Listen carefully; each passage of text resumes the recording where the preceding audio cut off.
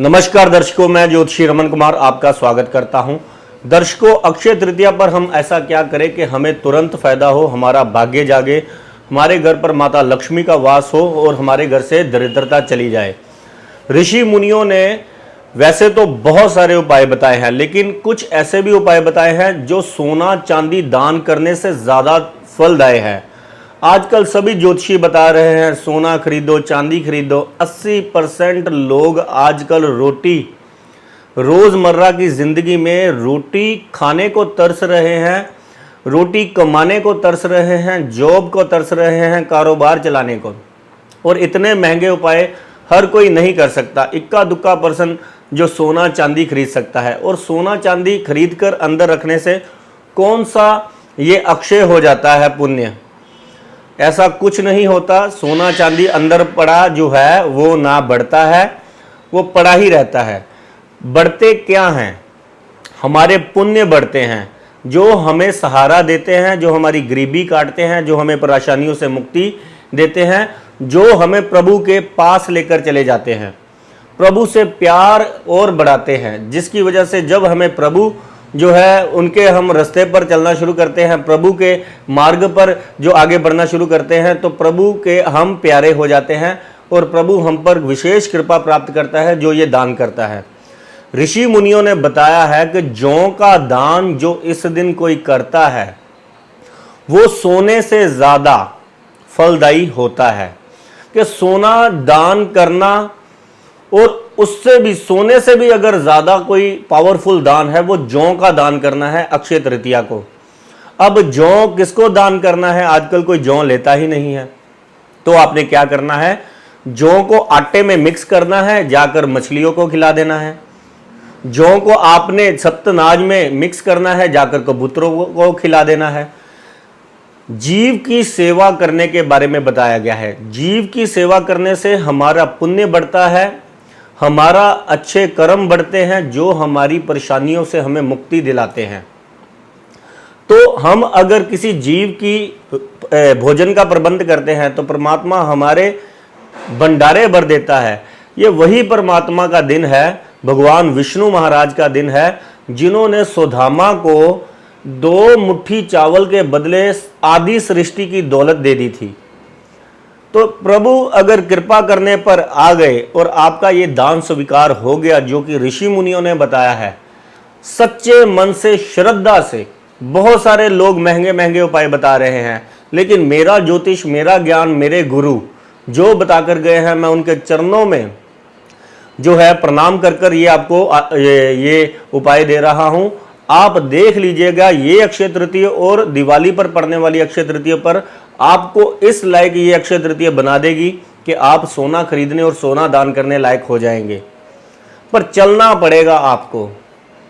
अगर आप जौ दान करते हैं, मटका दान करते हैं, पानी पीने वाला किसी गरीब बंदे को, क्योंकि आजकल गर्मी बहुत पड़ रही है, पंखा दान करते हैं, शरबत दान करते हैं, अनाज दान करते हैं, सप्त अनाज दान करते हैं, तो ये आपके वो पुण्य बढ़ा देगा जो जिंदगी में आपको वहां पर मदद देंगे जहां पर सबसे ज्यादा ये शनि, राहु, केतु, जितनी मर्जी मार्गेश की दशाएं चल रही हैं। लेकिन इस दिन किया गया दान आपका जो होता है 1000 गुना ज्यादा पावरफुल होता है और असर लेकर आता है। तो प्रभु की प्रार्थना सबसे पहले कीजिए, ओम नमो भगवते वासुदेवाय नमः, ओम श्री आय नमः। लक्ष्मी माता की कृपा करें, भोलेश्वर बाबा की, भोलेनाथ की आप शरण में जाएं। एक नारियल आप शनिवार वाले दिन, क्योंकि ये पड़ रही है, एक नारियल लेना है आपने, उसके ऊपर से सरसों का तेल, उसके ऊपर सरसों के तेल का आपने टीका लगाना है, उसके ऊपर काले तिल चिपकाने हैं। इसको आप अगर शनिवार वाले दिन चलते पानी में जल प्रवाह करते हैं, शनि हो, राहु हो, मार्केश हो, या आपको कर्ज की समस्या सता रही हो, फाइनेंशियल क्राइसिस आप पर चल रहे हैं, तो ये उपाय अगर आज के दिन शनिवार से स्टार्ट कर कर आप 11 शनिवार लगातार करते हैं, तो आप देखेंगे कि आपकी जो काम में, जॉब में परेशानियां आ रही थी, दिक्कत आ रही थी, वो दूर हो गई हैं। जहां पर आपकी जो ऐसे लग रहा था कि मेरे को निकाल दिया जाएगा, मेरा काम बंद हो जाएगा, वही काम आपको बुलंदियों पर लेकर जाना शुरू हो जाएगा। क्योंकि इस दिन किया गया उपाय अक्षय होता है, जिसका क्षय नहीं होता। तो हमने इस दिन वो उपाय करने हैं जो ईश्वर से हमें जोड़े, ईश्वर के जो मार्ग पर लेकर जाए, जो ईश्वर ने हमें दान पुण्य, सच्चे दान पुण्य बताए हैं, वो यही दान पुण्य है।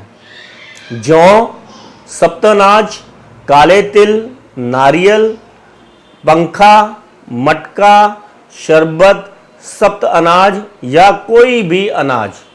अगर आप इनमें से भी सामर्थ्य नहीं है तो आपने अपने भोजन में से एक निवाला निकालना है, एक फर्स्ट बाइट आपने निकालनी है, उसको छोटे छोटे टुकड़े कर कर आपने जाकर काले कीड़ों को खिला देनी है। तो ये भी आपका लंगर के समान, भंडारे के समान ही गिना जाएगा। कि जो इंसान बड़े बड़े भंडारे लगाते हैं, दान पुण्य करते हैं, जो बड़े बड़े दान करते हैं, उनको वो भी एक जीव, अगर एक इंसान भंडारा लगाता है, वहां पर कोई इंसान आकर खाना खाता है, वो एक जीव। वही हम अगर एक चींटी को भी खाना खिलाते हैं, वो भी एक जीव ही गिना जाएगा। हर कोई अपनी चादर के हिसाब से दान पुण्य जो ऋषि मुनि बताकर गए हैं, और कुछ ऐसे दान है, अगर ये आप अपनी ये सभी के सामर्थ्य में ये दान आ सकते हैं, अगर आप करते हैं तो जिंदगी में आपके घर पर माता लक्ष्मी का वास होने से कोई नहीं रोक सकता। ये माता लक्ष्मी को आवाजें मारने वाली बातें हैं, ये दान पुण्य माता लक्ष्मी को प्रसन्न करने वाली हैं। और जहां पर भी ओम नमो भगवते वासुदेव, जहां पर भगवान विष्णु का भजन होता है, वहां पर माँ लक्ष्मी अपने आप ही आ जाती हैं। क्योंकि विष्णु की प्रिय है लक्ष्मी, जहां जहां हरि भजन होगा वहां पर माता लक्ष्मी का वास होगा ही होगा। जहां पर प्रभु राम होंगे वहां पर हनुमान होंगे ही होंगे।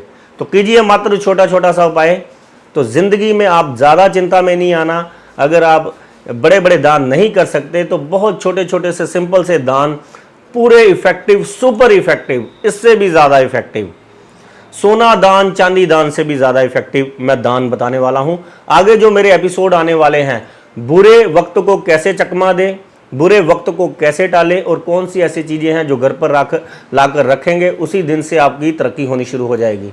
धन्यवाद, नमस्कार।